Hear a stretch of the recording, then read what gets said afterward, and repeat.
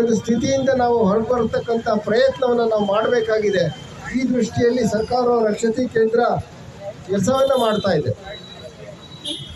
ನಮ್ಮ ದೇಶದಲ್ಲಿ ಇಷ್ಟೊಂದು ಬುದ್ಧಿಜೀವಿಗಳಿದ್ದೂ ಕೂಡ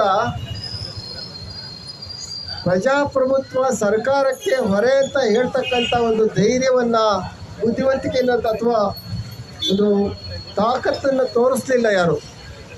ಬೇಕಾದಷ್ಟು ಅರ್ಥಶಾಸ್ತ್ರಜ್ಞರು, ಆರ್ಥಿಕ ತಜ್ಞರು ಇದ್ದೂ ಕೂಡ ಯಾರೂ ಕೂಡ ಹೇಳಿಲ್ಲ.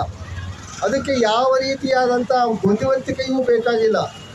ಕುಗ್ರಾಮದಲ್ಲಿರ್ತಕ್ಕಂಥ ಒಬ್ಬ ಕೃಷಿ ಕಾರ್ಮಿಕನಿಂದ ಹಿಡಿದು ಒಬ್ಬ CEO ಆಫ್ ದಿ ಕಂಪನಿಯವರೆಗೂ ಕೂಡ ಗೊತ್ತು ಪ್ರಜಾಪ್ರಭುತ್ವ ಸರ್ಕಾರಕ್ಕೆ ಹೊರೆ ಅನ್ನೋದು.